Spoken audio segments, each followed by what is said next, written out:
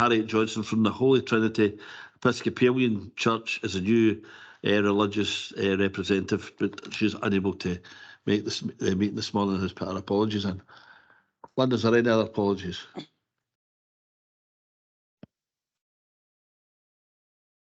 Thank you, Chair, and good morning, members. We do have a couple of members online this morning, so I will call the sedarian. So if you hear your name, could you confirm your attendance, please? Councillor Reid. Here. Councillor McMahon. Here. Councillor McFadden. Councillor McFadden.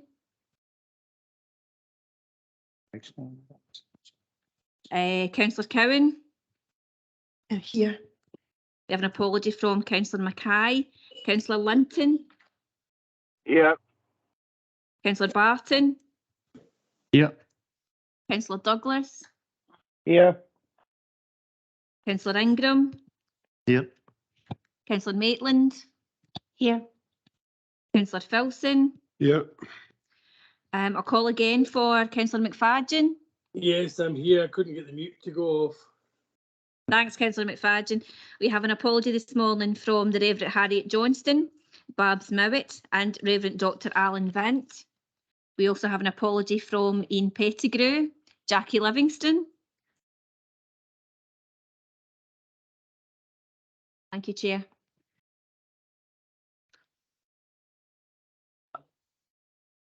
Just to say that Jackie Livingston said she'd be here, but she might have connection issues. Thanks, Amanda.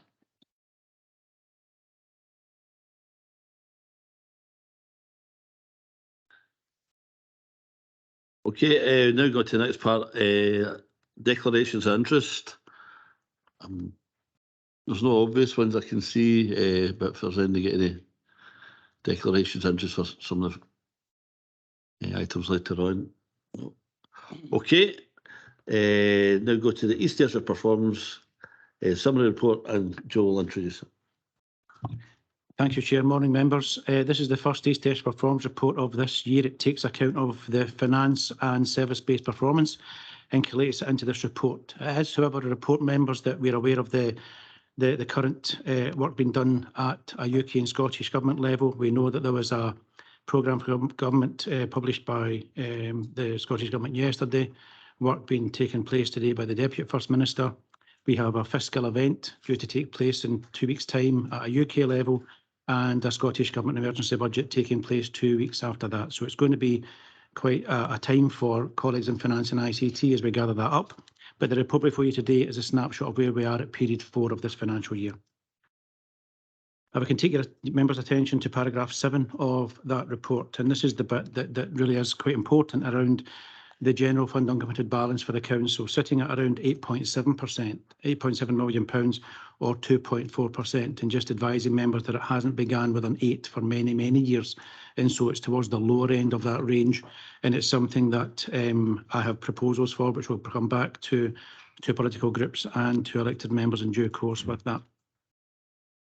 We also in this report capture the details of the savings that were taking place that were approved as part of this year's budget. And at paragraph 8, we note that at this point in time, services are saying that those options are either green and achieved, or they're progressing towards being achieved.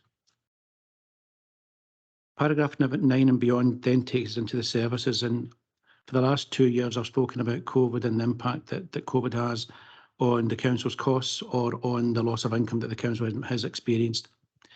It's good to say that in this report, in the start of this financial year, that I suppose COVID is leaving some services, but its tail still exists in other services, and it's lasting there for a fair bit of time. And so as we go through the report, we note at paragraph 9 that education services projecting to end the year overspent by around £300,000. It's due to employee costs in early years and in central resources, as well as additional transport costs for additional support for learning, which is being reviewed by the service. Within communities and economy, the service projecting to end the year around £400,000 over budget. It's made up in the main of the challenges that are experienced within Ayrshire Roads Alliance in terms of parking income, but predominantly it's because of education transport for primary and secondary.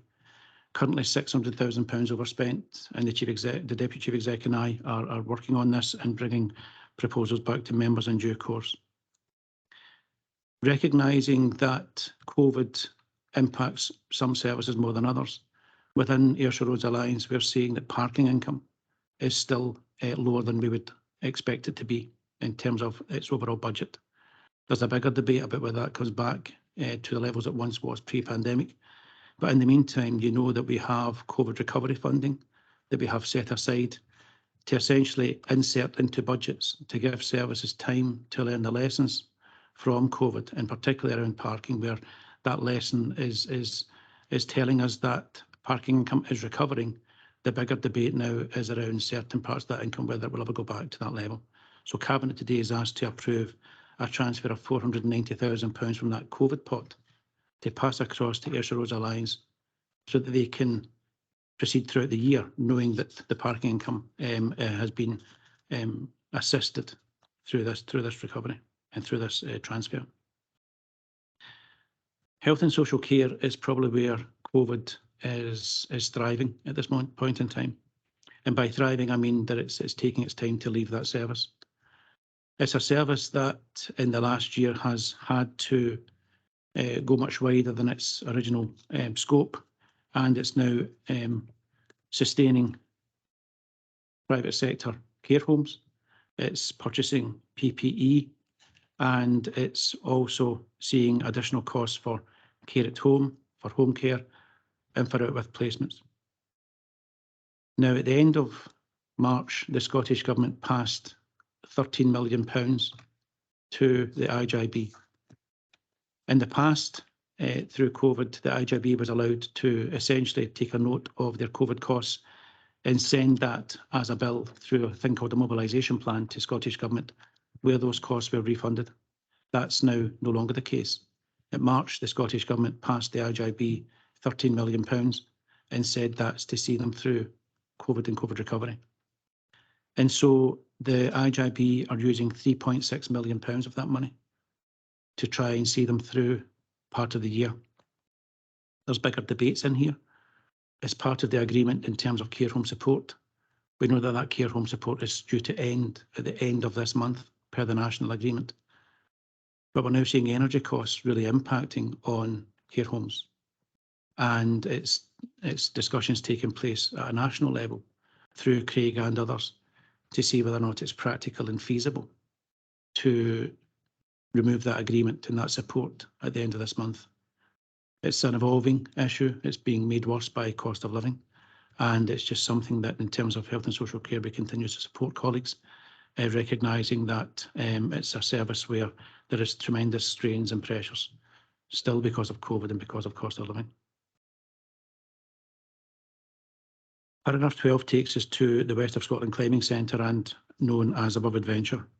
This is a project that is an external project to the Council, but a project that has received RCGF funding from the Council via the Scottish Government. The way that works is that the Council applies for that and the Council gets the money and passes it on. But if anything was to go wrong with the project, then the Council, per the conditions of grant, would be liable to repay the RCGF. That sits about £2.2 million at this moment in time.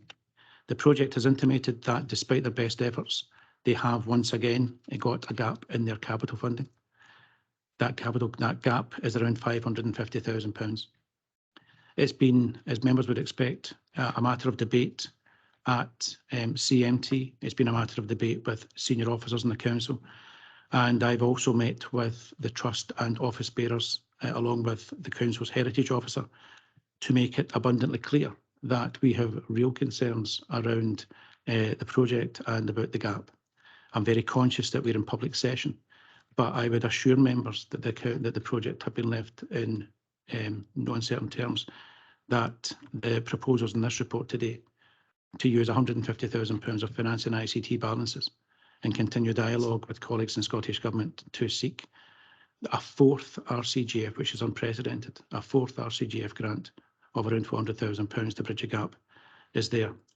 We have also intimated that the Council is not a funder of last resort, and so in the last meeting, myself and the Council's Heritage Officer, ably and kindly supported by colleagues in Facilities and Property Management who were assisting the group in their dialogue with their building, with their Clerk of Works and with their QS in order to have negotiations with contractors as there. But the proposal before you today, members, is to bridge that gap and to let the capital works complete and allow the projects to open. We have been assured that the funding request today will do just that. You will expect, of course, and be assured that members and colleagues rather will continue to work with the group in terms of ongoing sustainability as they go forward into opening and beyond. Paragraph 14 through to 16 seeks approval to use a range of balances to create an SL33, now known as SL66, in Cumnock. Members and officers all know the incredible work that this office does in Titchfield Street, and particularly for the cohort and the group of young people that it serves and supports. The proposal here is to use balances within education, within facilities and property management, and within finance and ICT to allow the project to open a satellite in Cumnock. The good news is that the revenue cost to run that new premise is contained within the existing budget and will be bolstered by employability grants, which will make that viable and able to thrive. And so the proposal today is to allow those balances to be passed over to that service. And paragraph 17 just notes the work that's been done by the trustees of the Dark Sky Observatory in Dunmelliton, noting the agreement that's been reached with their insurer around a settlement cost for reinstatement, which is good. The trust are keen to build on the ambitions around access and around net zero. They've asked if the council would support a feasibility study to allow those two elements to be taken forward, and the request is for £10,000 to be utilised from Communities and Economies balance to allow that to take place. In paragraph 18 through to 21 notes Boswell Book Festival. It's a festival where Cabinet in the past have provided funding, multi-year funding to support the festival. It notes the challenges that the festival faced and experienced through COVID, and it's a request to the council to provide funding for another 3 years. Through negotiations with the trustees, it became clear that there was benefits here for the East Ayrshire Leisure Trust to play a part in this. We have 2 book festivals in East Ayrshire, one operated by the Boswell Book Festival and a second by the East Ayrshire Leisure Trust. Both are successful, but there are benefits that can accrue to both organisations from a closer working relationship. And the ask today of Cabinet is to approve the £15,000 for a further 3 years through finance and ICT balances, recognising that the Chief Officer of the East Ayrshire Leisure Trust will also provide a £10,000 for the next 3 years as well, recognising the benefits that can accrue from the economic impact assessment, but also from that closer working relationship. And I'm happy to take and to bring both groups together to let that happen, members. Paragraph 22 just touches on the capital programme. It notes the works at Boswell Crescent and at East Park Drive in Comores. It notes that because of a number of issues, works overran in terms of cost, and additional work was undertaken, and it notes and seeks approval to utilise other elements of the capital improvement budget to take that forward. And just on the capital programme, I'm conscious that members have asked, and that Simon is here, that members, making members aware of the ongoing work that's been directed by the Chief Executive in respect of the plans and actions being progressed for Kilmarnock Town Centre, and a report to members setting out the strategy that will incorporate the projects that already exist within our capital programme will be presented to members in early course.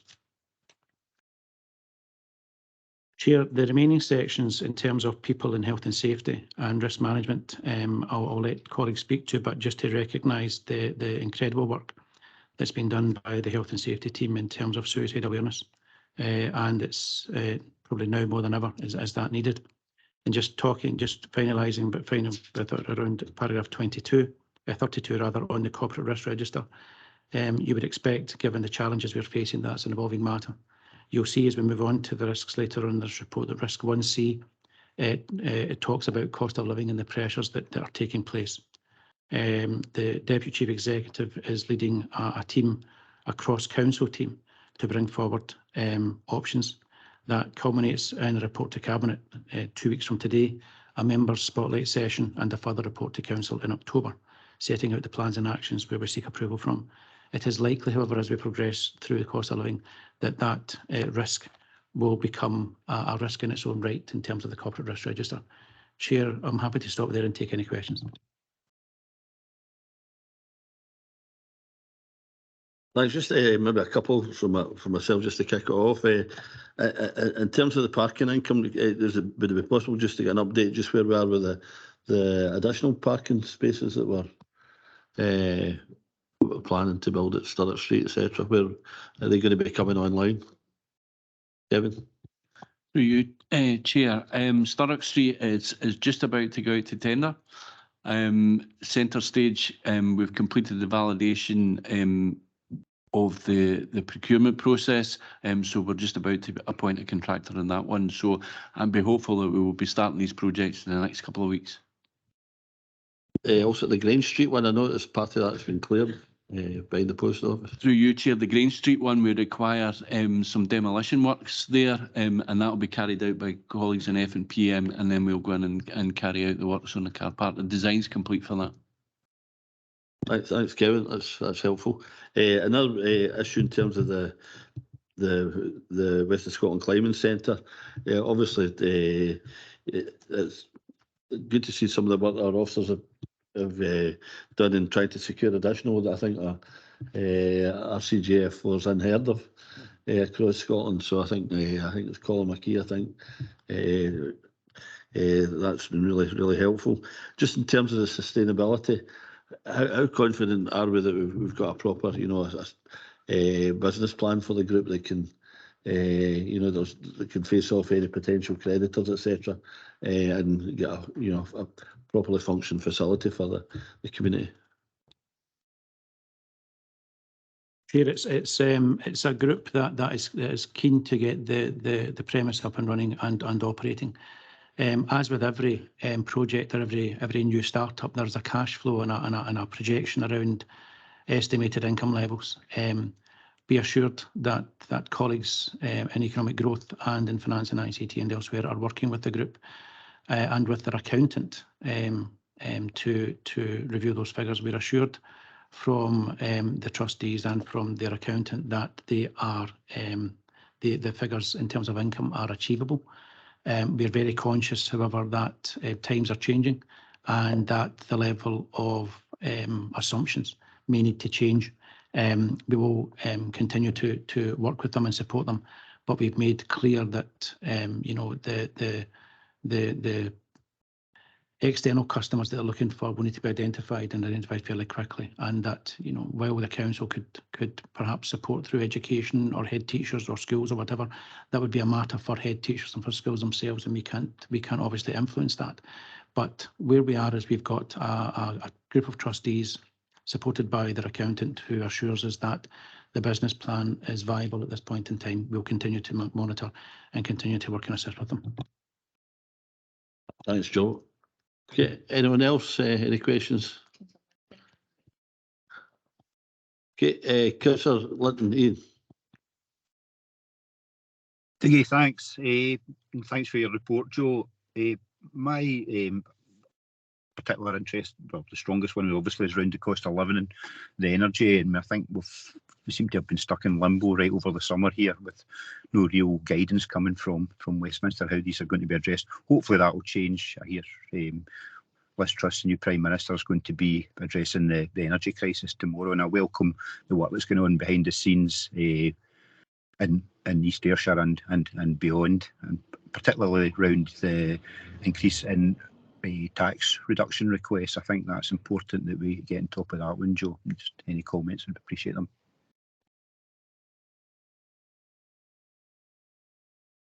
I suppose as we go forward, Councillor Linton, we'll be guided by what's been announced. I think from the statements yesterday, later on today, 2 weeks' time, and then 2 weeks after that, it's about understanding the detail, and the devil will be in the detail in terms of how we go forward.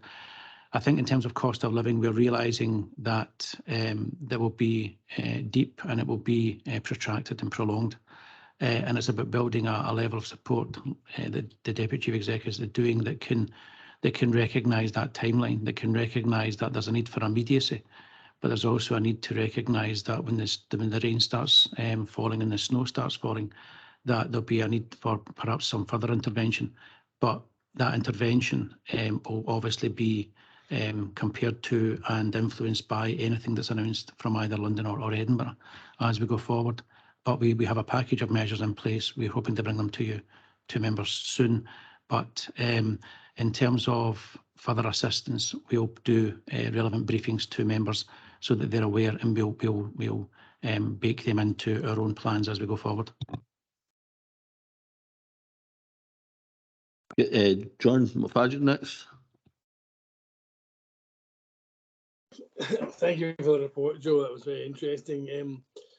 I've been asked on behalf of a couple of the members of my group to register great reservations at the amount of public money that's going to the climbing centre, the fact they need more. And I was wondering, what is the total amount of public money the climbing centre will have received by the time this grant goes through, if it goes through, plus whatever we're giving it, and what would be the total exposure to us if it wasn't successful? That's my 2 questions. Thank you. Thank you, and through you, Chair. I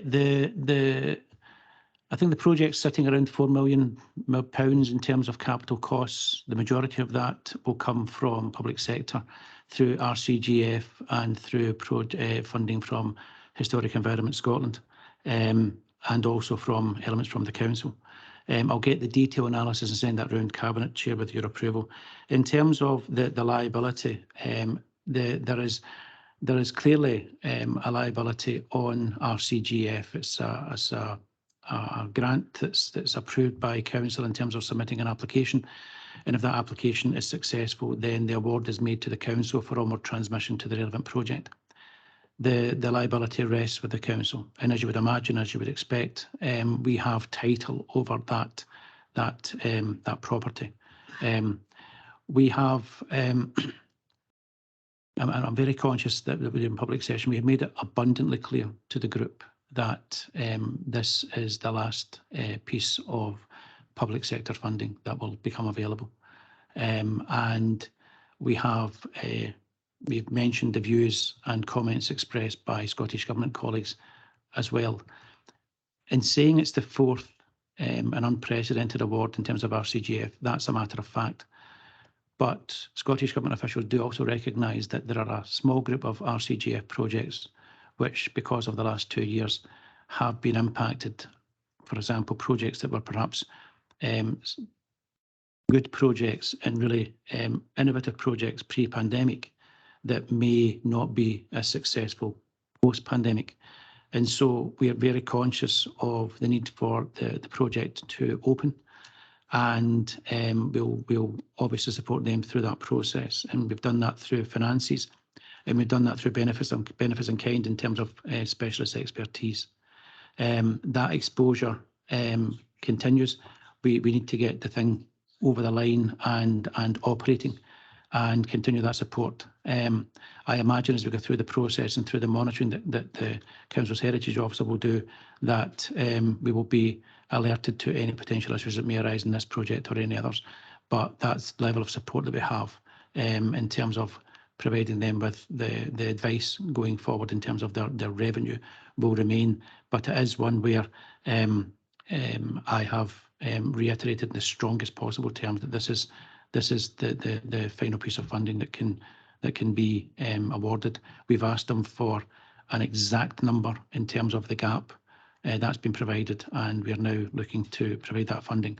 And as noted in the report, members, and make it abundantly clear, the council's contribution of £150,000 will only ever be provided once Scottish Government confirm that they have access to the other element that means the gap can be bridged.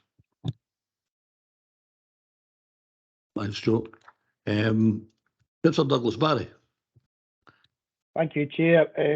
I would echo concerns, Joe, about the 150,000 for the West Scotland Climbing Centre, but I know exactly what you're saying in relation to the council's liability and being mindful that we are in public session, and perhaps you outlined obviously for the public sector what the impact could be, but I think we'd maybe want to know a bit more detail as to what the options would be should the unthinkable happen, and you know, that it didn't, after this award or after a fourth RCGF award, if it didn't manage to be successful, what the options are for the public sector then, given the facility would obviously still be there.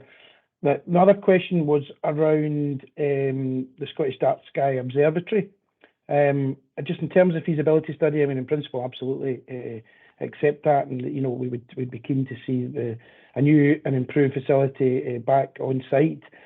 Understand that the group had been awarded, I think it was around £30,000 from Ayrshire Leader funding to reinstate the road prior to obviously the tragic fire there, and I just wondered if, given the £10,000 that we are proposing to give the group, I mean, is around not just ambitions around net zero, but also about vehicle access. It's just to maybe a bit more detail about what that funding is actually going towards, and do we know if the group have still got access to the funding they were awarded prior to the fire? If you can give us some further information on that, and just then a comment on the SL66 base in Cumnock, that I would definitely welcome that. I think if members haven't been along to the base in Kilmarnock, then absolutely get along, and you'll be really enthused by a really interesting facility and some great opportunities for people, particularly our young people as well. And you know, if that can be replicated in the other third, and I'm here for local members that they kind of think a better location than the one chosen for the other third, so absolutely I welcome that. Thank you. To you, Chair. I think in terms of Above Adventure, I have concerns as and have expressed those concerns. We're in constant dialogue with the group, and I'm also in dialogue with the Council's Heritage Officer, with colleagues in Scottish Government. We will continue to monitor Councillor Douglas, as you would expect, and please, members, be assured that the £150,000 will not leave the Council until we have, first of all, bridged the gap and gone back to the group again to make them abundantly clear that this is the final piece of funding that will be received. And at that point, we'll be updated on latest events, which if we're assured that remains the gap and that can close the gap, then that is fine. If, however, those discussions identify a further gap, then at that point we will not obviously pay the £150,000 and we'll come back to members to give them an update.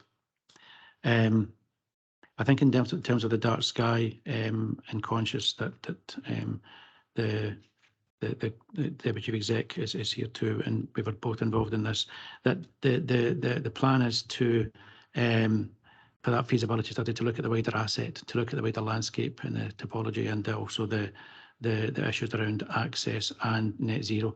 There's elements for both, and I think at this point in time there's an opportunity being taken by trustees to widen the scope of the offer. They are quite clear that they don't want to just build what was there before, and they want to do much wider, incorporating the latest technology and also taking opportunities to look at wider access to that facility. And in terms of SL33, shared your comments. Councillor Douglas been down to the project several times, and look forward to going back down to the new SL66. And it's heartening to see that the cost to make this thing happen, first of all, has been shared across 3 services, recognising just the corporate itself, that the benefit that arises from this, but also noting the forward planning in terms of grasping employability funding that can make the new SL66 self-financing. within the existing budgets, which is good news. Thanks.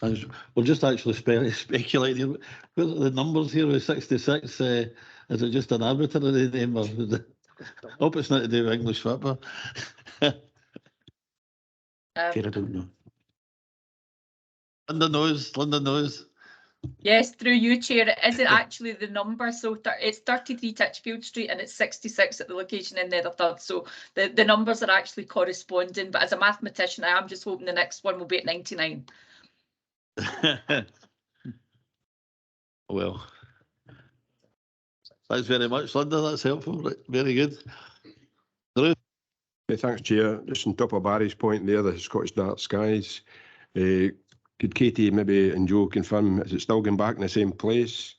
Could you elaborate more on the access road? The access road has been a problem, and Barry's correct. It was resurfaced there just before tragically it was burnt down. Are we looking at coming in for the Lochdoon side? Could you give us a bit more detail, please? Katie?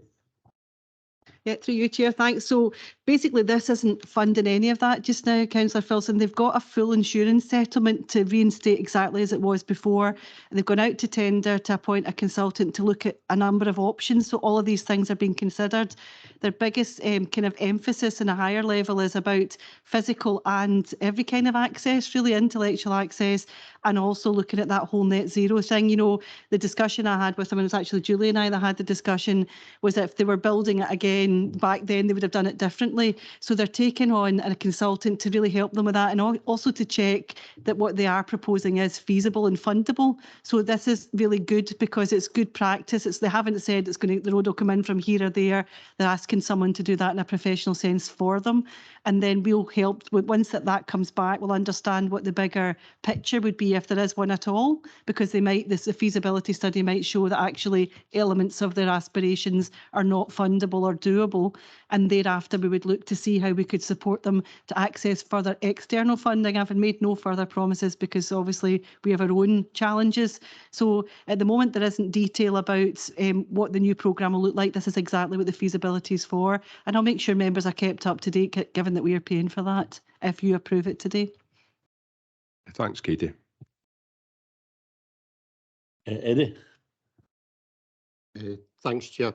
I mean, as Councillor Filson and the other two local elected members know, we met with a group of the local residents yesterday, and they very much want to be involved in that whole access around, Lochdoon, and, including they had some ideas about, in terms of net zero, should, let parking be right off Lochdoon and then electric vehicle take people in and out. So there are lots of ideas that can feed into feasibility studies that can actually open up, not just about the dark sky, but right around, the whole access around, Lochdoon, and as all three local members were involved in the discussions yesterday. Yeah, I think, there's two great assets we've got in our community, and if we could link it up in some way, I think that'd be really, really good in terms of tourism. Absolutely. Okay, any other questions or comments? No. Okay, go to revenue now, Joe. Thank you, Chair. Page 12, members of the report, and it's essentially just drilling down on some of the comments I've made earlier. You see that in education, there's pressures in terms of staff turnover, but noting here the pressures that are alive and well through ASN transport costs. Finance and ICT and governance, there's service redesigns that are taking place in both services, and you'll see them shortly in the next month or so, members. And in people and culture and corporate support, no real variance to report. Over the page, we see in communities and economy a raft of variances. And we can see, first of all, as I've mentioned earlier, pressures in Ayrshire Roads Alliance, and it's those two pressures of a shortfall in parking income, but also that £621,000 of additional expenditure on primary and secondary education transport. And as I mentioned earlier, Deputy Chief Exec and I are working on that and bringing proposals back to members in due course. In housing and communities, we are seeing some additional costs in terms of staff costs and fuel costs, and additional expenditure in temporary accommodation. And it's reassuring to note here that the support that was provided to the service through the budget in terms of the new waste contract has been embedded, and so that should bring some stability to the budget and to the service going forward. At the bottom of the page, we see wellbeing, and as I mentioned earlier, several variances across that service, and that support that's being provided both internally in the council to in terms of care at home and delayed discharge, but also that external support being provided to the care home sector in respect of PPE and sustainability payments, means that the service, as I said, will draw £3.6 million from their balance. I suppose as we go forward, we're seeing in a number of services that COVID is beginning to leave us, but in some services, COVID still has a legacy. We just need to prepare ourselves as we move forward through this year into the next report at period 7, where I would imagine that we'll get a clearer picture of the cost of living pressures coming through, particularly through the changes that are taking place, the price cap next month. And just on that point, and midway through page 14, we're seeing under central services the red £500,000 in respect of housing benefit and council tax benefit. And what we're seeing here is an increase in the number of applications for council tax reduction in old money council tax benefit. We get a budget from Scottish Government of around £9.5 million a year to provide council tax reduction, or CTR. Based on the applications we have, our projection is that we will be spending £10 million on that this year. And so you're beginning to get a flavour of just the assistance that's been asked for by families and by households across East Ayrshire. Over the page, we note the analysis of the council's funding, and it's here just as proper that I mention that this report before you takes account of the projections and the discussions we've had with services and with budget holders. It hasn't yet been adjusted for the pay award offer that's been made recently to the SJC group of employees. Members, that's an offer of 5% with different funding envelopes coming in. It means that the council will have, if it's accepted, would have a shortfall in year of around £3 million. That shortfall will be a recurring shortfall, and they don't come along very often. And so in terms of the work we'll do, you can be assured that the officers weeks ago were trying to find ways to bridge that gap. I'll provide more details in the weeks ahead in terms of that once we know more about the offer itself. But be assured, members, that we are prepared for that shortfall, and options around that will take place and will be brought back in due course. And on page 15, just halfway down, we see the housing revenue account. For many years, we've seen the housing revenue account end the year with an underspend. We know that is fairly masking issues around COVID, because the service itself would like to spend all of its money on housing improvements and on the capital programme that has. It's been dented to a large extent by the restrictions that came about through COVID. It has an underspend, and it has an increasing list of jobs and work that has to be undertaken. So this underspend would be retained by the service and would be used to take that work forward. And noting there that the underspend is due to savings in void rent charges and in debt charges, which will be retained by the service to, as I said, take forward into their future plans. The table at the top of paragraph 16, page 16 rather, is just an attempt to put numbers around what's happening around COVID. There's different types of COVID grants. There's some COVID grants sitting in services and some held centrally. And you're seeing that in terms of education, they're utilising some of their local-based education recovery, COVID recovery grants.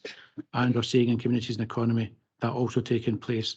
And in the column second from the right, you're seeing that £490,000 being taken from the central pot to be put into Ayrshire Roads Alliance to support that service and to support the parking income, which is recovering, but as I said, the bigger debate is whether it would ever recover back to its pre-pandemic level.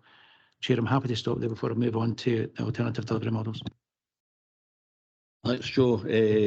Just in food larders and community food, we know that nationally we're hearing all sorts of horrendous stories about food supplies and contributions sharply declining over the last few months, and also from retailers as well. Some of the donations have been down there. I mean, are we looking at this as part of our cost of living crisis, and how are we addressing it? Andrew? Yeah, thanks, Chair. There's a number of issues that I think are playing out at the moment in terms of food supply and availability. In terms of even just behaviour changes in supermarkets and what people are buying is different, which is resulting in changes to what surplus food is available. So we're seeing evidence that there's a 30 to 40% reduction in fresh fruit and vegetables being purchased in some of the supermarkets as people move to kind of frozen products. And obviously there's a lot of media coverage at the moment in terms of what's the quickest way to cook pasta and other things like that. So all of those things are actually having an impact then as we as the kind of food stocks flow through into larders, into food banks, etc. Through Mark and his team, we obviously do a lot of that kind of logistical management to support the larders. And we also have kind of regular contacts with CVO in terms of the food banks. We are looking at obviously a number of things as part of the wider cost of living support, but even just now we are obviously offsetting any reductions that are available either through additional purchases and obviously through the central production kitchen. We also take what we do get from surplus food and we can turn that into frozen meals and other things as well that ensure there's still food going to the larders. Through Kevin Wells' team as well in previous funding, the larders have also got some cash as well that they can actually go out and buy items to support the products that are available to people within our communities. Clearly, we are seeing increases in numbers attending larders and food banks as well. And again, we continue to work with colleagues and obviously the community groups running them to make sure that there's sufficient products available. Thanks, Andrew. Who's Barry? Thank you, Chair. Just a couple of points. Obviously on ARA, and Joe has explained, and Kevin also has explained already in relation to the parking situation. I just wonder, I think we all appreciate that the world as we knew it pre-COVID is probably not going to ever be quite the same again. And I just wondered if Kevin maybe can elaborate on any proposals, certainly that I'd like to see come forward to start charging for EV. And I would say that as a previous EV driver and about to be again, that absolutely there is scope there, I think, to charge for that. And we talk about the parking income, but yet we've got some of our car parks in Kilmarnock Town Centre where people plug in, charge their car and leave it all day, and they're jumping a train or a bus elsewhere. In fact, there's a car I could do every single day. It seems to be in the town centre taking up one of these EV bays and obviously not paying anything towards its parking. Obviously there's ways there, and I'm sure people will come in due course, but just maybe something from Kevin on that. In relation to Joe, the point about the council tax reduction and increased spending there beyond what we're anticipating. I mean, it just shows, I think it lays bare the grim situation that's faced by so many in our communities. In terms of that variance, is that something we can speak to government about in terms of making up the shortfall? Would they be hit for that effectively? I think just some more chat on that would be helpful. Thank you.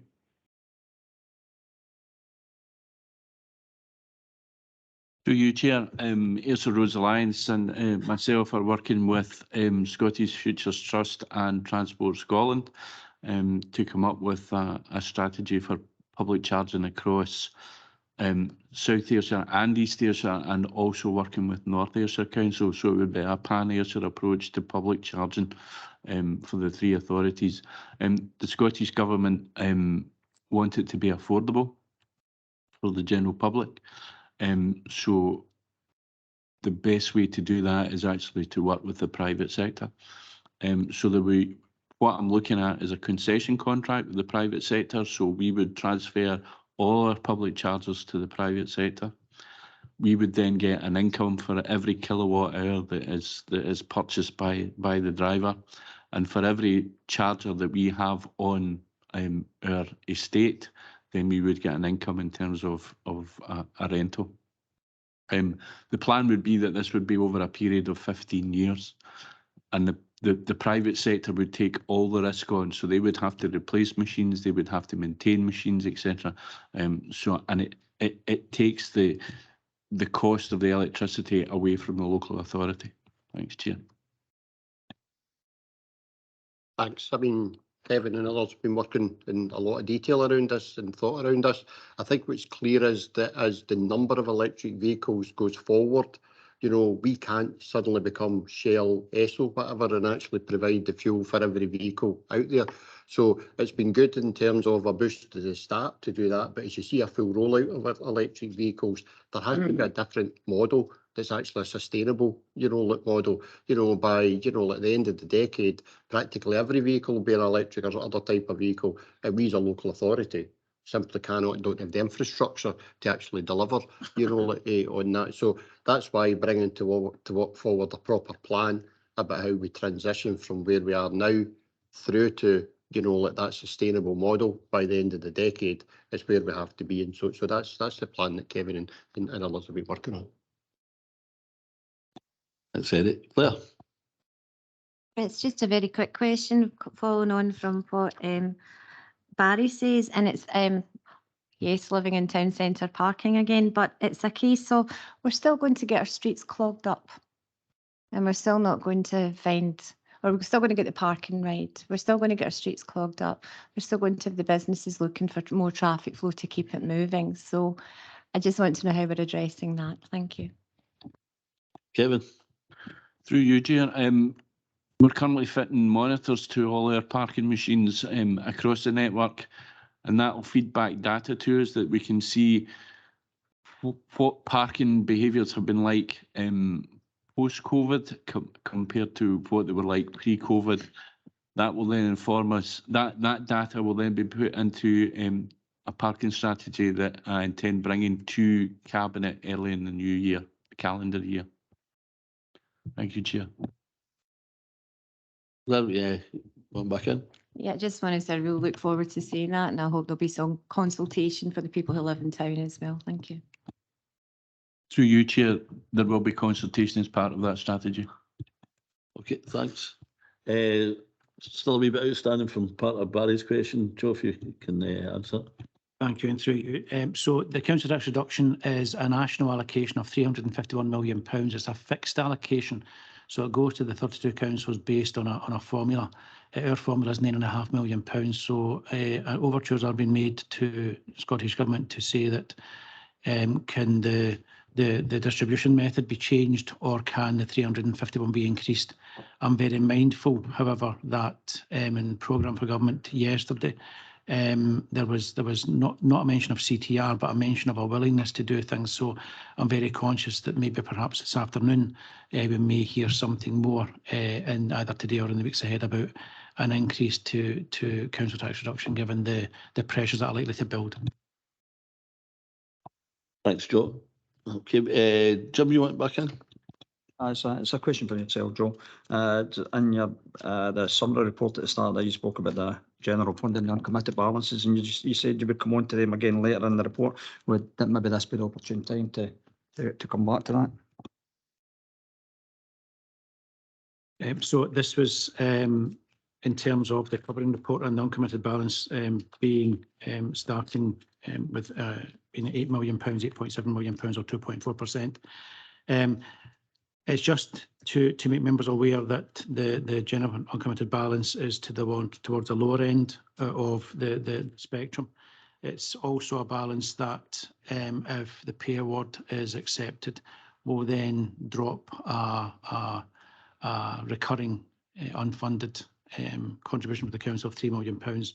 And so it's just to make members aware that in terms of taking that forward, there are plans in place which colleagues in Finance and ICT are discussing in order to increase that balance or to identify wherever possible. And conscious that £3 million is a very large amount to find, but find wherever possible how we can bridge some of that gap. So there's need to bolster the general uncommitted balance. I've said it for many years now, and it's something that I think it's now time in preparation for both the financial strategy that will be presented to Council next month, but also in terms of the pressures we're about to experience in terms of cost of living in communities, but there's also a cost of living in the council, particularly around energy, around food costs, and around potential loss of income that will need to be prepared for. And so there's, as part of that work, just as Katie's dealing with almost the external cost of living, colleagues in Finance and ICT will be getting the council ready for their own cost of living challenges as we go forward. Okay, anyone else? Drew? Thanks, Chair. Just a wee one for Joe. Bottom of page 14, the open cast mining bonds, £3.3 million. Don't know how you've got that information just now, Joe, but I'm happy to receive that at a later date. It's just like a kind of breakdown of that £3 million, because most of the open casts have been restored now, apart from the ones in Dalmellington. So you should have provide that figure, that analysis to Councillor Wilson. It's something that, you know, that balance was well in excess of £10 million when the bonds were called in over that period of time. And as the Chief Governance Officer has intimated at many cabinet meetings, that has been utilised as the reinstatement has taken place.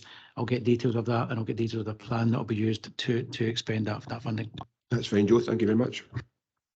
Thanks, Joe. I think David's maybe get some up-to-date information. Just to provide some information, Chair, obviously, we do have money in there covering the Jamerston site. So of all the other open cast sites we have restored, but we have money there, and we obviously anticipate with the additional work that goes to proceed with Brockwell, they'll then deposit another 2.6 million into that fund. So we will have a larger pot. That's great, David. Thank you very much. Thanks, Joe. The delivery models, yeah. Thank you, Chair. Starting on page 18, members, and as you know, this picks up both Ayrshire Roads Alliance and East Ayrshire Leisure Trust. Noting just at the top of the page the analysis of that centralised element of Ayrshire Roads Alliance that deals with the strategic delivery. Underspending there. It's been underspending for many months now, as they have vacant posts, and in terms of the local delivery east, you'll see in there the adjustment being made for the contribution to parking income, and in local delivery at South Ayrshire Council, just noting additional expenditure on supplies and services and fuel increases, but on the whole £399,000 of a favourable variance as we go forward, and we just continue to monitor that as we go, recognising that there is still a legacy from COVID taking place both in both local elements there. On the capital side, we list the capital expenditure plans for East and for South Ayrshire Council, noting, for example, in terms of bridges, that the Galton Junior cycle path in the River Erosion has been complete over the page, noting the work on the new Cumnock Flood Defence Scheme slightly behind schedule, and we know that there's work taking place in that, and funding challenges as well as we go forward. In terms of the bus station, noting the work around phase 2 and the challenges that have been faced in terms of supply chain issues and how that's been obviously impacting on further and future phases of that. Noting an update on the refurbishment of the car park, as mentioned earlier, and on resurfacing, and noting the work that's been done in terms of that. Moving on to East Ayrshire Leisure Trust, and I suppose as we just note here that the Leisure Trust is projecting to end the year on budget and balanced. And while that may seem to be normal, it is a budget that still has challenges around COVID, in particular around that part about sports development. And you can see that's £120,000 overspent. That's to do with gyms in really, I suppose the management team at the Leisure Trust, together with leisure trusts elsewhere, are trying to redefine what the public's perception and expectation of what leisure and what gyms looks like going forward. But against that backdrop, it's really heartening to see that through the work that's been done in managing the budget and seeking external funding, that the trust itself expects to manage that and end the year on a break-even budget, which is reassuring. And Chair, with your approval, I'll just continue on to Treasury and just noting at page 21, this gives a very high-level analysis of the Council's debt and the Council's investment. It records the extent of the debt, the interest rates that we pay, and it also notes the investments that we have and the interest rate that we receive.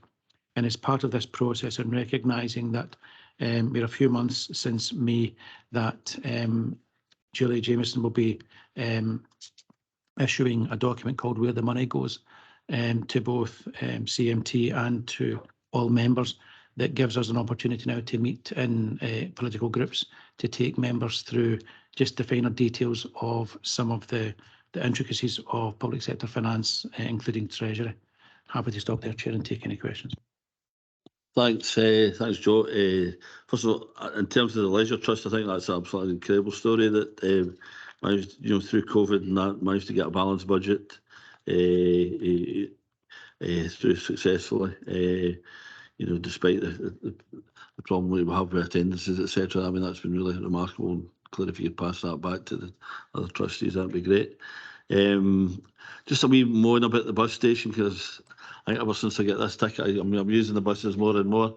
And I noticed yesterday, in terms of weed control and even some of the new bits, that the birds are creating quite a bit of mess on some of the new structure.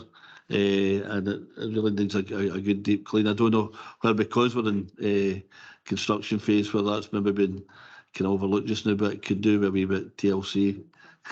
Kevin? No, it's not. I'm not over. Kevin knows all about the build, but I'm just wanted to say to members that we had a very robust discussion about the bus station yesterday at the Police and Fire Committee, and we're arranging a deep clean and we're arranging a walk around and we're tying that in. And Kevin will give you the update in the capital, but I thought it was really important not to leave everything in Kevin's shoulders, and it certainly is in our sights. But Kevin's got a good update on where we are with the next phase and past him, if that's okay. Just didn't want you to be left with everything there, Kevin. Thanks very much, Katie. Kevin? Through you, Chair. Yeah, in terms of the phase 3 works, the roof's reconstructed. We're extending to accommodate future EV infrastructure and the creation of skylights to improve natural light provision. There's provision of stand screening to provide weather protection and the provision of new seating areas, installation of real-time passenger information displays at each stand. And we're looking at enhanced security features such as improved lighting, new CCTV and a new public address system linked to the RMC. We're looking at the installation of new pavement system, recladding of all vertical surfaces and installation of new vandal-proof ceiling tiles and new entrance enclosure at the northern steps, resurfacing of the 4-gate south car park and the removal of boundary cobbles to enhance visual appearance across the area. We are also looking at future considerations and, as Katie mentioned, enhanced cleaning contract around the bus station, additional security patrols, digital marketing display opportunity on a wall at the entrance to Burns Mall, which would be a potential income generator, and further decisions required around the opening of the waiting room. And we'll launch new change-in-place toilets as well. Thank you, Chair. Jim? Thanks for that update, Kevin. I'm delighted to hear that type of what's going on both at Kilmarnock. It's where visitors, their first port of call when they arrive in both towns. And I'm especially pleased to hear about the tannoy system that's going in and linked to the RMC just after the back of the Kilmarnock. Obviously, there was an abhorrent act of vandalism there about a month ago. There was 17 panels as they're on the moves of place to replace them. Through you, Chair, our parking team leaders working on that at the moment, so they will be replaced. Thanks, Kevin. Okay, anyone else? Claire? Just wanted to join in on the bus station thing. The discussion we had yesterday was a bit more than robust, and I'm delighted to see that we're going for the deep clean and everything that goes ahead with it. And Jim's tannoy system that he's been asking around for a while. But it was really just to say about the East Ayrshire Leisure Trust, all the hard work that's gone in for the last few years to get to that break-even point, and I will pass that on, your kind words, Chair, but also to let Joe know we are very much working on the reserves. We've not forgotten that. So thank you very much indeed. That's clear. Drew? Thanks, Chair. Just one for Kevin with my localities hat on. Just my way in today, you talk about deep cleaning. I'm just wondering when they're out doing like the rural areas, doing the bus stops and things like that, obviously that's under contract. I'm just wondering whether they could do the road signs into the villages as well. I just come in by Hereford this morning there, I could hardly read the sign. And there's quite a lot of signs round about East Ayrshire, so I think a wee quick vamp with them would be quite good for people. Kevin? Through you, Chair. Yeah, I'm looking at that. A lot of these signs are on high-speed roads, so there's an element of traffic management that has to be put in. So, but we are looking at it. That's fine, Kevin. Thank you very much. Thanks, Drew. Okay, Capital. Simon? Thanks, Chair. Good morning, members.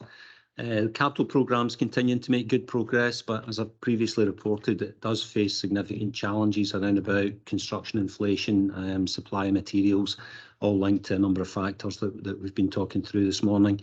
Again, as usual, without going through the report in great detail, if I could provide you with an update on a selection of projects in relation to their stage of development. Projects recently completed include the refurbishment and extension to Crosshouse Primary School and Communication Centre. That was handed over last week, the 30th of August, and the pupils are returning today. We also have the enabling works contract for Dunlop Early Childhood Centre. That's now been completed, and that's allowed the new build project to proceed. In terms of works on site, there's approximately £45 million of construction contracts, including the restoration works at Dean Castle, which is nearing completion, handover anticipated towards the end of this month. We also have the new build Netherthird Primary School. That's progressing well. Internal works are ongoing, and the pupils are scheduled to return after the October break. There's a number of new build housing developments as part of the SHIP programme, including Witch Road, Kilmarnock, Mill of Shields and Drongan, Bellevue Gardens in Kilmarnock, and Quarry Now Auchinleck, where handovers expected this week. We also have early years projects as part of the 1140 hours expansion programme at Dalmellington, Fenwick and Catrin. Projects at technical design stage include the new Dunlop Early Childhood Centre. The contract's now been awarded for that project following recent approval for additional funding, and works are scheduled to start on the 12th of September. The St Sophia's Ennerfit refurbishment, with the contract awards anticipated a bit later this year, and the Galston Office project, where building warrant and tender information has started to be prepared. We also have the final landscaping works at St Marnock Square, where tenders are due to be returned in the middle of this month. Projects at the earlier stages of development include the Doon Valley Community Campus. That's now restarted at RIBA Stage 2, with concept designs anticipated during this month as well. We have the Stuart Academy extension, where the designs have now been agreed and detailed designs are now being progressed in conjunction with consultants. And we're also progressing projects linked to the Ayrshire Growth Deal, including the core project. We're looking at options to rationalise the design and reduce costs. And with Moorfield Phase 3 and the Ayrshire Manufacturing Investment Corridor, designs are currently being developed in conjunction with external consultants for both of those projects. So that's just a quick overview of some of the highlights, Chair. Happy to answer any questions on these or any other projects. Thank you. Thanks, Simon. Great to see the progress, and that the kids have been enjoying Crosshouse Primary School. That's great news. Drew? Just one for Simon. The early years programme at Dalmellington, the ECC, there's been quite a few problems there. Can you give us a wee update on that, Simon? Yeah, through you, Chair.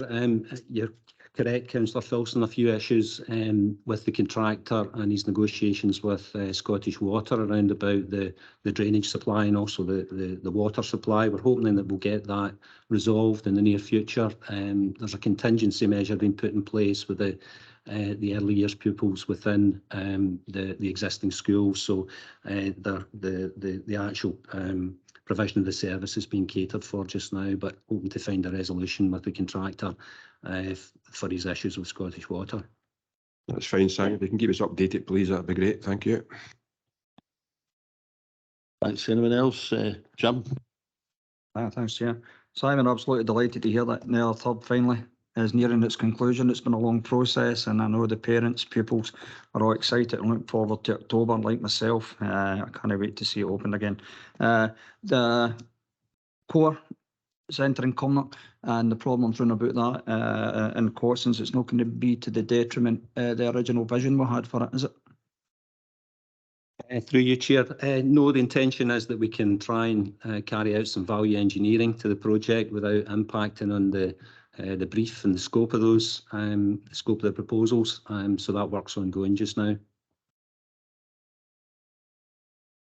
Yes, can I maybe make a wee appeal to Kevin just while I've got your attention in Chris House, just to at Chris House at the cross, just right next to the school. The safety barrier got knocked down when there was a ram raid at the local Spar. There was a lot, certainly a vehicle destroyed that just because it's so close to the school. I know it was not our fault or anybody else, but well, it certainly was the perpetrator's fault. If we can get that fixed as soon as we can, because it is quite close to the school. Through you, Chair. Yeah, we'll pick that up. Okay, anyone else? Okay, thanks, Simon. And Amanda. Thanks, Chair. Morning, members. People pages start at page 30, and the first table on there shows the workdays lost per employee at 3.18, which is a marginal increase from the same period last year of 0.07. Further down the page shows the top 5 reasons for absence, with personal stress being the top reason. Just would note that we continue to closely monitor all stress categories with senior managers in each case being reviewed. There are significant supports in place, and I would also note that the health and safety standard for stress risk assessment has been reviewed this year. The bottom of that page shows all the absences broken down into the short term and long term, noting that all the short term absences are higher than this period last year, with 2 of the 3 long term periods being lower. Over the page 31, in line with our support and attendance at work policy, shows the supports that's in place and the uptake of them. I would just note in that page as well, I think I mentioned previously that we have appointed a temporary HR officer who's carrying out a project to doing a deep dive into our sickness absence, our statistics, our policy and our supports, and we'll come back later with the outcome of that review. Over in page 32, halfway down, starts the workforce plan, key performance indicators, showing first off the full, total number of employees, which is down 7 in the period, the last period. But as you note for the narrative and the key points, that's an increase in some areas and a decrease in others, but mainly in an increase in permanent and decrease in temporary employees. Over the page in 33 shows the same tables but for the full-time equivalent. Also noting halfway down that page is we're under 25 employees, which has decreased by 17 in the last period, but it's still an increase in 20 in the same period last year. That's a combination of apprentices moving on, but also people turning 26 and moving out of that category of being under 25 employed. The bottom of the page shows the recruitment and the vacancies that have been advertised over the last period. The top of page 34 shows the number of 133 new employees to the council within the period. And the next table, apologies members, there's an error and that the table is wrong altogether, and unfortunately we weren't able to correct it before the papers were published. So in fact the figures shown there are for the full year rather than for the quarter, and there was 100 leavers in total over that period of time. We then have got a new section that we've not put in before. It's our communication team, and it's an overview of the work that's been carried out by them, with some links in there for members for their interest in particular campaigns, etc. And the last bit in the people pages is organisational development, which just gives some key performance indicators there. And I'm happy to take any questions. Thanks, Amanda. Any questions for folk? Jim, on you up. Thanks, Amanda. It's around about vacancies in recruitment. And my question would be around about not so much the frontline, but non-frontline staff that I've been talking to that find the application process quite difficult.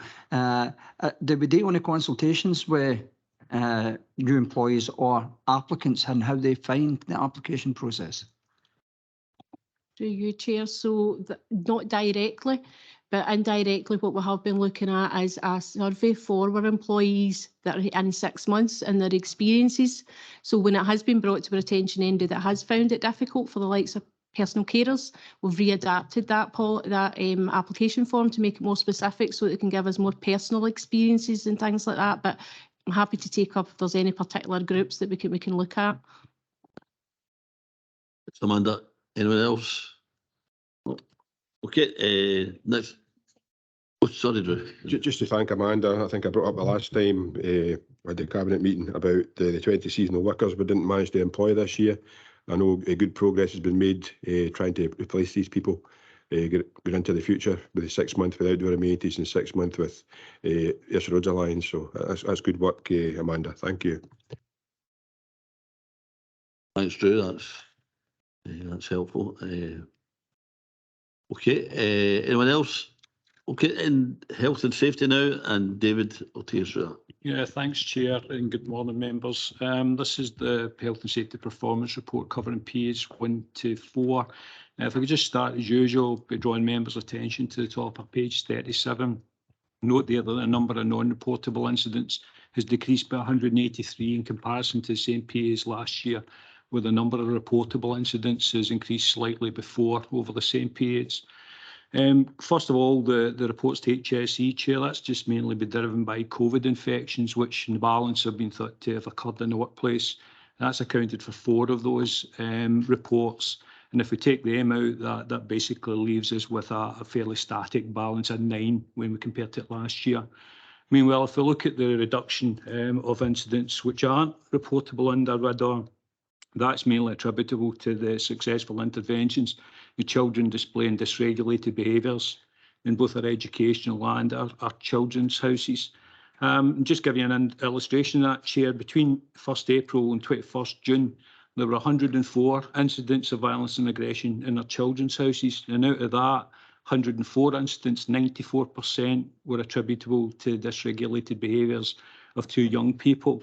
So successful interventions took those numbers from 104 down to 19 incidents. So you can see the fairly significant impact that has on violence and aggression incidents. It tends to be dysregulated behaviours by a small minority of young people rather than a fairly broad issue across the board, albeit we're working continuously with trade union colleagues and the services to reduce those numbers as far as we can.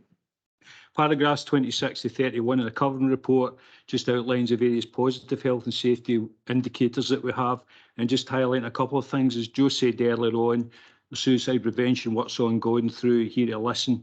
The current position is we've trained 249 people in suicide first aid, and courses in October and December are full, so that's 24 people in each of these courses. So we're on target to go over the 300 people that we were trying to train by the end of the year. And since we started Here to Listen back in December 2018, those volunteers, those suicide first aiders, have carried out crisis interventions on 127 occasions. So it couldn't be any more important as we move on, as Joe mentioned earlier on. Well, it's known in the covering report, Chair, community defibrillator initiative is also progressing well.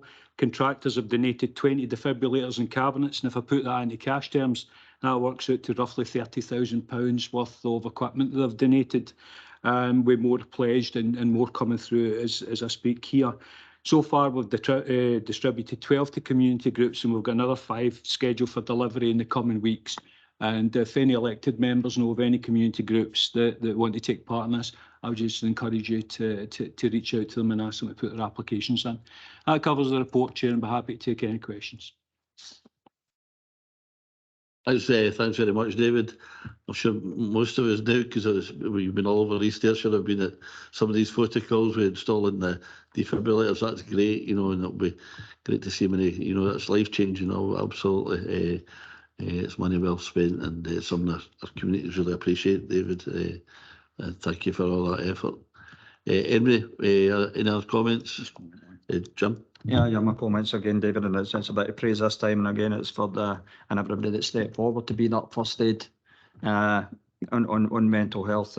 I think with that fact alone, at 127 interventions already, it's been a worthwhile and certainly an absolute brilliant, for me, way forward to get more people aware of mental health problems all the way through East Ayrshire, and it might go even wider and right through Scotland.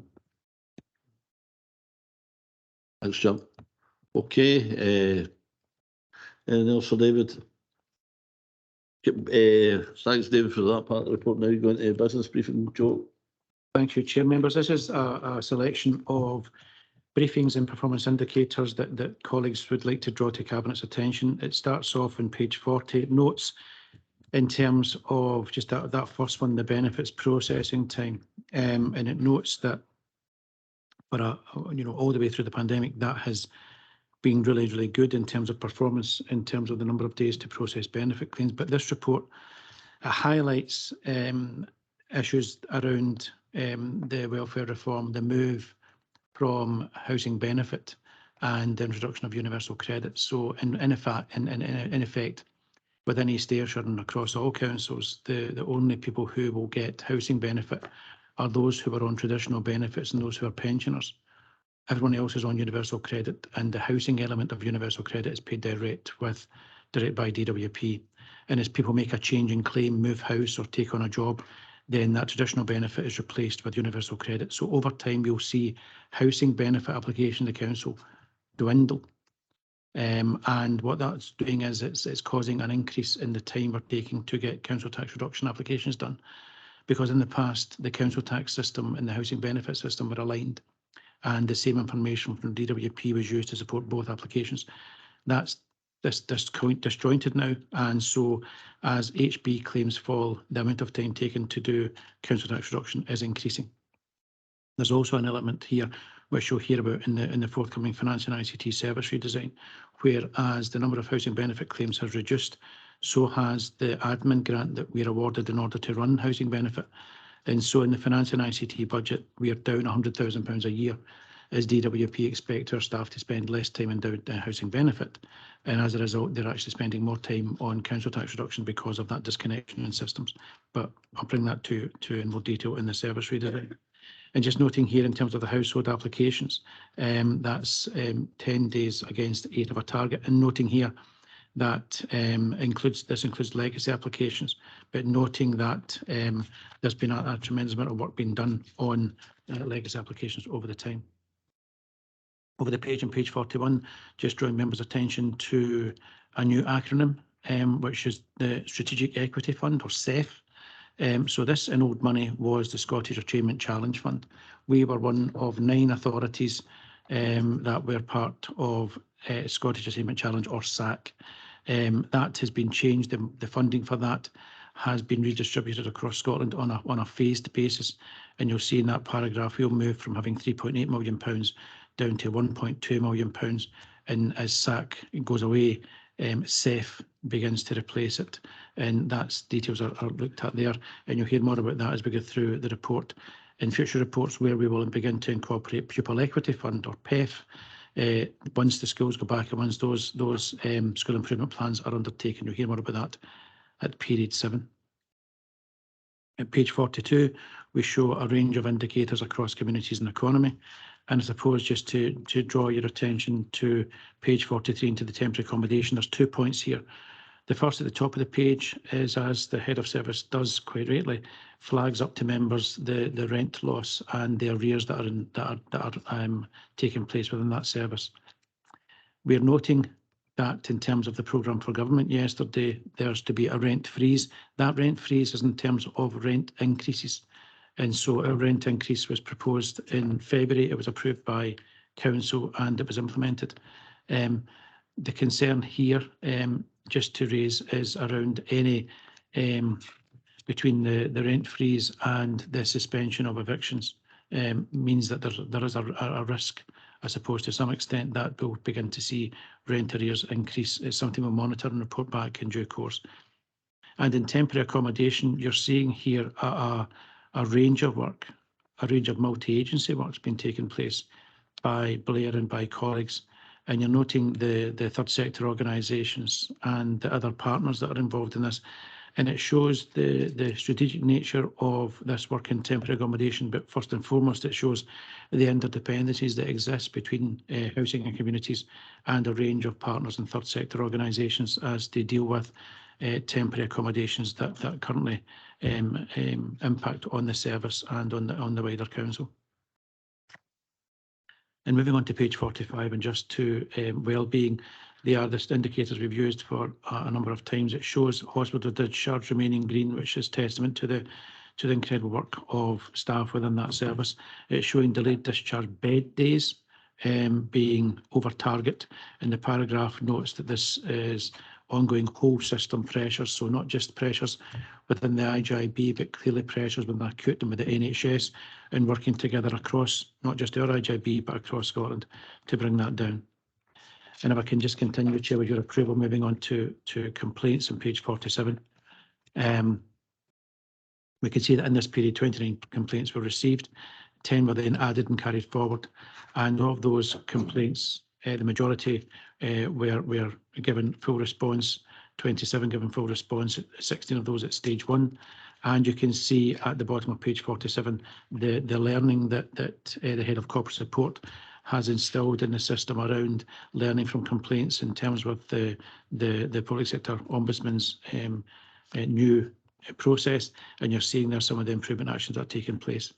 Page 48 draws down into both the type of complaints and whether they were upheld and also the number of days, and you're seeing in terms of stage 1 complaints they were dealt with at 5.2 days compared to 6.2 for the same period last year, slightly more this year in terms of dealing with stage 2 complaints, and I think that's reflecting the complexity of what's coming out of post-pandemic, and some of the complaints we're receiving, particularly in finance and ICT, are covering a range of factors and require a range of resources and a range of responses that breach that 20 days.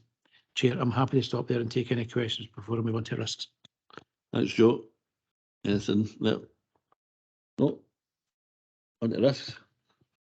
And so when I started this report, Chair, I mentioned the programme for government yesterday, essentially the line-by-line review of the Scottish Government's budget that's been undertaken by the DFM and announced later on today, the fiscal event at Westminster and the emergency budget that will take place in 2 weeks' time, 2 weeks after that at Scottish Government. So the first part of the risks, which deal with finances for council, money in people's pockets and our income levels, are as at today, but very conscious that they will change and we'll update them in due course.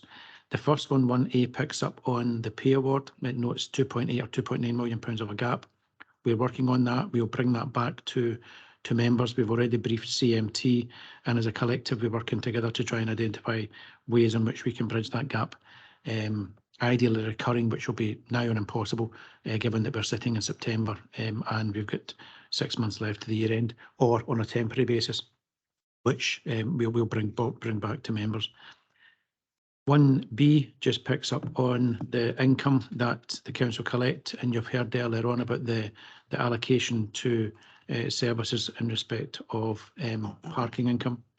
And in terms of economic 1C, we're flagging here, this is dealing with the direct impact of the economic position on residents within East Ayrshire. And we're noting here that the Corporate Risk Register is reviewed frequently by CMT. We understand and appreciate the complexity of the issues around cost of living. It's why the Deputy Chief Executive has created this group to move forward in a timeline of events for officers and for members that instills pace, but recognising even with that pace that this is a long haul, and so it will take not just an immediate event but something that will require a longer period in time as well. In terms of, and also noting at 1C that it's likely, very, very likely, members, that cost of living will become a corporate risk in its own right when you see this report next time. And on risk 2, just noting here about the EU's withdrawal from, or the UK's withdrawal from EU, noting that members in Cabinet approved on the 30th of August the submission order bid for the UK Shared Prosperity Fund. Just drawing members' attention to risk number 8. This is about council being subject to ransomware or other cyber attacks. You know from the briefing that you've been given as part of induction that that's something that takes place in the council. We are very aware of the need to remain alert and vigilant to this. You'll hear more about that, members, in the digital strategy that will be presented next month, and that will no doubt be a digital strategy for the council, but will be much wider and incorporate a digital strategy that deals with the needs and expectations of our residents too.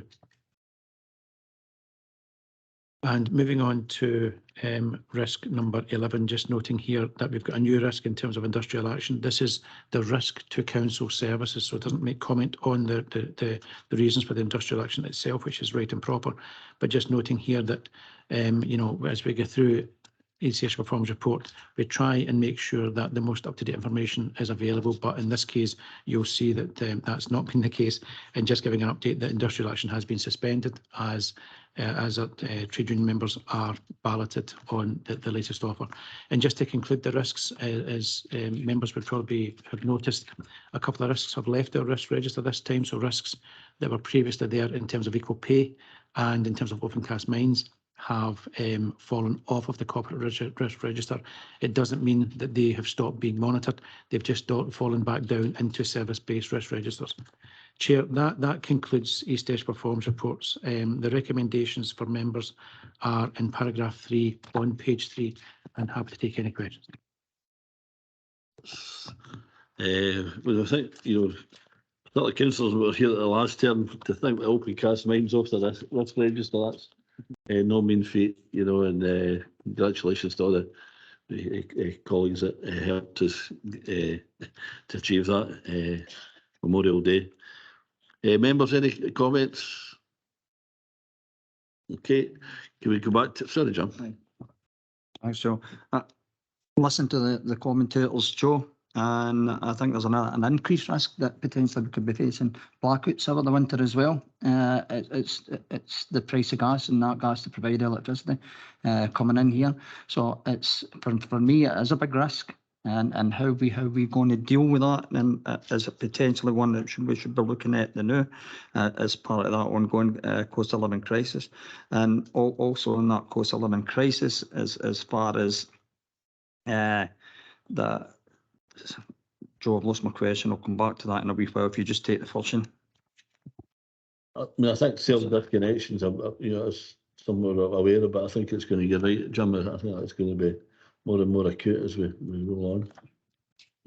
Do you, Chair, that you're absolutely right, and you know that the Cabinet way back in, I think it was February, allocated £250,000 to the financial inclusion team, just to try and support that pressure that is on prepaid meters and remove the risk wherever possible of self-disconnection. And we'll hear more about that when we bring the cost of living report to members in due course. I suppose in terms of the risks around blackouts in the turn of the year, it's something that has been looked at. You'll recall that as part of previous East Ayrshire Performance Report, we didn't really call it cost of living or blackouts, but we called it Operation Black Start. And so as part of that, we are taking this forward and covering all of the risks, and you'll appreciate it. And I know I don't have to say it, but you know, the risks are changing every day as we go forward, particularly with cost of living, but we're aware of it, we're taking it forward, and you know, we're making discussions and arrangements to try wherever possible to preempt the challenges and the risks we'll face and put mitigation in wherever possible, Chair. Okay, thanks for that. Then the second point I was going to pick on, excuse me for missing it the first time, was around about the risk to climate change. And again, it refers back to the cost of living crisis, and hopefully the funding package that comes through Westminster, something's going to have to give. And I think the commentators are talking around about climate change could be the first thing to go on that. Yes, I think really good point. We've got one in climate change and we might escalate that. So we've got that nailed and, Andrew leads in that work. And there's two elements to climate change. One is flooding and adverse weather, which Kevin leads on. And then there's our carbon footprint. And if we don't get the resource, then we won't be able to meet the targets as set out.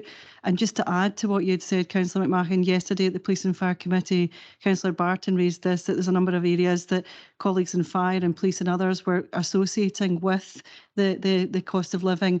And that could be to do with people being able to afford costs. Councillor Filson raised about maybe people opening up chimneys again. So there could be increase in risk around fire in areas like that. And I know that committee are giving that some consideration and they'll engage with us at the elected member event. So when we do cost of living, we'll have almost like a parallel risk register that will lie alongside, that will tie in fully with what's happening here. So it'll be reflected in our corporate risk register, but more risks will emerge depending on how acute this becomes. And so we need to be really, really kind of cognizant that it will be a dynamic situation. It was a very interesting conversation yesterday. And the chair of that committee had asked to make sure that they would engage with us in our planning around that and our thinking. Thanks, Katie. Kate, we'll watch that in months to come as approach winter. Okay, back to recommendations then in page 3, paragraph 3. Can we agree recommendations?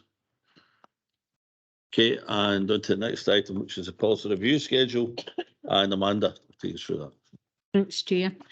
Purpose of this report is to recommend to Cabinet the introduction of a menopause policy and details of the review for the excess travel policy. It's also to update Cabinet in the domestic abuse and harassment and bullying policy and note our successful application to undertake equally safe at work accreditation and the exit interview policy. The background gives the details from paragraphs 3 through to 8 in the policy review schedule, which members are familiar with. Starting at paragraph 9 through to 13 details the menopause policy, which has been developed in consultation with our trade union colleagues and has been a working party to develop. Paragraph 10 lays out the aims of the policy and the support and guidance. And then paragraph 11 noting that more than 70% of our employees are female with an average age of 46. Therefore, this policy will be relevant to a large selection of our workforce. Paragraph 12 defines the roles and responsibilities for employees, managers, motoring service and occupational health. And paragraph 13 notes that there's additional guidance booklets being pulled together to support this policy. Paragraph 14 goes on about excess travel. Excess travel policy was introduced in 1996. There is no proposal to change the fundamental parts of it, as in the cost per mile. It's updating and mainly administrative purposes, updating to include career changes, temporary development, details and circumstances which are clear for employees to claim. The one change is that for people who are long-term sick, once they're long-term sick for over 4 weeks, their claim is suspended. And through discussions with the trade union, we've agreed that that period of long-term sickness will be added on to the end of their 4 weeks when they return from sick leave. Section 9 talks about multiple claims and how employees can do that. We've also added in a section for home working about hybrid working and updated to better support employees to complete the forms accurately. Starting at paragraph 15 makes reference to domestic abuse and harassment and bullying policies, both of which were due for desktop review this year. However, having now successfully gained our application for Equally Safe at Work programme, these policies will have to undertake a full review. So we're basically asking Cabinet to agree for that pause to allow us to undertake that. Paragraphs 16 through to 17 detail the Equally Safe at Work accreditation programme, which has been developed to close the gap. It's a tiered programme which allows us to work through building for a foundation for change and to embed a strong culture of gender equality within the organisation. Paragraphs 18 and 19 give a bit more detail in the programme, and paragraph 20 just notes that there'll be a cross-service working party and the membership from all the services and the trade union colleagues, and that progress will be reported to the Chief Exec's Corporate Equality Strategy Group.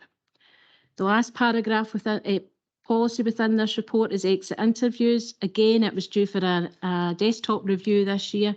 However, there's a very low uptake and we're asking for a pause to allow us to do a further deep analysis to make that a more meaningful return. Paragraphs 27 and 28 note consultation with the trade unions who are in agreement with the policies. There's no direct policy community plan, financial or risk implications, and I'm happy to take any questions. Thanks, Amanda. Good report. Any questions or comments? Claire? You have to bear with me in this. I haven't actually prepared what I was going to say here, but I feel I have to say it. And I've spoken to Amanda about this briefly. By the time you get to menopause, women's bodies have been through an awful lot more than menopause, and it's great we're recognising menopause now at the end. But at the start of that journey, one for me was endometriosis at age 13 and a hysterectomy in my 30s. So I would like to see us not just look to menopause, but women's health in general. We were once told that our bodies were too complicated medically to study individually, and it's only in the last 10, 15 years I've started looking into this. Endometriosis diagnosis has gone from 17 years down to 7, and that has to be recognised. That has to be recognised, what a difference that has made to members of my own family as well. So talking to other women throughout the council and to Amanda and to some of my colleagues, we would like to expand this a bit further. We're not sure how quite to do this, but we'd like to look at things like osteoporosis that comes often from women's problems. We said endometriosis, polycystic ovary syndrome, dysmenorrhea, just to name but a few. And then there's infertility that results from all these things as well. So I would like to propose, I think, that we expand, not start at menopause, but we go right back to the very beginning with women's health. And I'd like to see us put a members' offices working group together, because we're talking about 70% of our workforce are in menopause, but by the time they've got there, they've been through an awful lot more. So we were talking about possibly putting a members' offices working group together to look at specifically women's health and the impact it has on their lives and on their working conditions as well. So I would like to propose that. I don't know if it needs to go to sounding board or whatever, but yeah, that's what I wanted to say. Thank you. No, I think we would support that, Claire. It's a good suggestion, you know, and involve all members of the council. It's quite a good initiative to look at that. Yeah, Eddie? Just to confirm, as with all these policies, we do it jointly with our trade union colleagues. So as well as, you know, member officers, we would also have trade union colleagues, you know, there as well. That would be the norm for us if members are agreed. And perhaps through the Equalities Forum we could do it.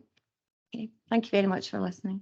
Yeah, we'll put that onto recommendation. Claire, that's a good suggestion. Okay, anything else for Amanda? Okay. Chair, sorry, just thinking through this at the moment. So obviously we'll capture that in the minute, which is absolutely fine. The minute will then go to council, and at that stage we can maybe have a think about how we're going to populate it and what a member officer working group membership's going to look like, just to give officers a chance to think about it, so we can pick it up at the next council meeting when the minute comes before for approval, if that's okay for cabinet this morning. Yeah. I mean, as you say, Claire, someone can discuss it at sounding board and sound at all members as well, and the trade unions, just to see a kind of a reasonable size of the group and report back. Okay, with that addition, can we agree the recommendations? Okay, we come to that's the end of the E items. That's the end of the E's. People left, but we're on now to develop item 4, which is draft Hagshot Energy Cluster Development Framework, non-statutory planning guidance. Karen, waiting patiently at the back for that. Over to you. Karen. Thanks, Chair. Good morning, members. The purpose of this report is to present the proposed draft non-statutory guidance on the Hagshot Energy Cluster Development Framework, and to seek authority to publish it for consultation purposes and thereafter to adopt it. There are 5 recommendations set out within the paper at paragraph 2. As set out in paragraphs 3 to 6, the development framework is a result of a pilot project which Nature Scot instigated with East Ayrshire Council, South Lanarkshire Council and Architecture and Design Scotland, as well as renewable energy developers, back in 2019, with the intent of exploring how a more strategic, joined-up approach to renewable energy development could be taken in order for us to achieve greater and multiple benefits. And the sorts of benefits we're talking about are social, economic, environmental and development benefits. And this is the first time such an approach has been taken, and it's really great to be part of a piece of work which brings developers together with councils to try and achieve more. And kind of recognising that there may be implications moving forward for other wind farm clusters which can kind of make the most of this piece of work. So the geographic focus of this work is Hagshot Hill, and you can see maps on page 69 and 70 of your papers, and it encompasses a relatively small area in East Ayrshire terms, just north of Glenbuck, in an area that was previously worked for Opencast. It doesn't contain any of our settlements. Across the local authority boundaries of South Lanarkshire and ourselves, there are 190 turbines at this location, generating around 584 megawatts of capacity. And just for comparison purposes, this compares to about 215 turbines at Whiteley with 539 megawatts of capacity. So the framework itself was prepared by consultants, land use consultants, who were commissioned by Nature Scot to undertake the work. And the intention of the work was to look more strategically at the cluster rather than looking at planning applications going forwards in isolation. And this approach kind of aligns with some of the work we've been doing more generally, trying to think more strategically about things, for example, community benefits. So the framework takes a place-based approach, looking at how areas which can be seen to be kind of fairly inaccessible, can be better connected to surrounding communities. As per paragraph 6, the preparation of the framework has been underpinned by significant community engagement, including meetings with community councils and key landowners. And the framework's concept, vision and key aims and objectives have been well supported through that process. Paragraphs 7 to 9 set out the content of the framework, and paragraph 8 sets out the vision. And the vision is supported by 6 interrelated themes relating to nature, net zero, heritage, sustainability, health and well-being, and of course, resilient and connected communities. As per paragraphs 10 to 11, we intend to adopt the guidance as non-statutory planning guidance to give it weight as a material consideration in the planning process. And in order to give communities a further say in decision making, whilst we're not required to do so, we do intend to run a further public consultation in tandem with South Lanarkshire Council, which is suggested commences at the end of October for around 6 weeks. Assuming no substantial changes come out of that, we would then proceed to adopt the guidance. Once that's done, we start to turn our attention to the implementation of the framework, and there is an economic development officer appointed in South Lanarkshire Council who will work closely with our economic growth service to ensure that aspirations of the framework are realised. So I'll just move back to paragraph 2, and the recommendations align with what I've raised, and I'm happy to take any questions. Thanks, Chair. Thanks, Karen, for a real good look through this document. It's really interesting, really novel, exciting approach in dealing with these kind of developments. Just was wondering specifically, I think if we look at Spireslat, I believe is covered with this, and this was one of the biggest scars that we had on, following the Opencast issue, and just was wondering if there's any opportunities there to develop some of the projects that were kind of muted at that time, in terms of geology park, and also the Glenbuck, the Shanklin Memorial, and the Glenbuck Heritage Village. Will these be able to come into play and maybe can develop them further? Because I think there's excellent opportunities here for some really good projects. Thanks, Chair. Yeah, I think definitely what the framework's trying to do would be supportive of, everything relating to spiral slack and the wider aspirations around that. So I think what the framework does is it kind of embeds in planning terms the principles that would help such a project to take off. And obviously any such project would be looking to work with, BGS and other stakeholders to try and take those things forward. So yes, without mentioning it specifically, I think it does support the principles that would need to be employed around that.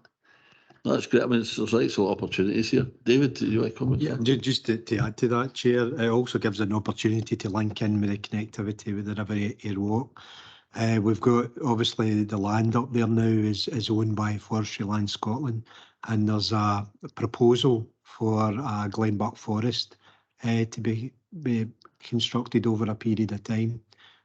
So that's there is definite linkages there, and obviously working with and through this document with the developers, it's trying to kind of with added value, working with the communities to get some added benefit up there, so they can actually have a real connection from from the River Aire Walk right through Glenbuck and right up through to Colburn and beyond. I said, Ian.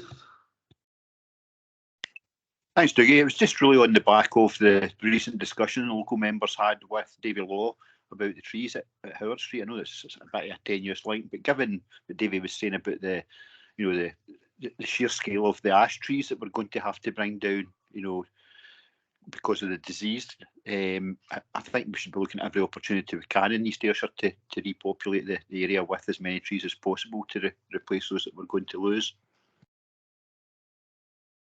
That seemed very tenuous, but it's a fair point nonetheless. I think David pointed out to local members there that somewhat 10% of our trees are ash trees and will be affected. So a lot of trees to replace. David. Yeah, just members may recall a couple of years ago we brought in some of the Open Cast Coal papers, an overview of Forestry Land Scotland's proposals, and they are to provide forestry from Spire Slack, Peness, all the way right down, and linking in over the existing Open Cast Coal sites that they have taken over.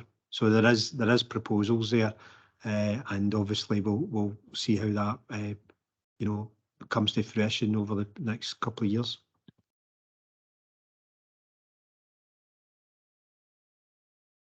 Thanks, David. Anybody else? Okay. Thanks, Karen, for that presentation, and with the recommendations on page 63. Can we agree the 5 recommendations there? Okay, thanks, members, and that concludes the meeting for today, and before 12 o'clock even. That's must be kind of record for East Ayrshire performance. But thank you all for your attendance. East Ayrshire perform.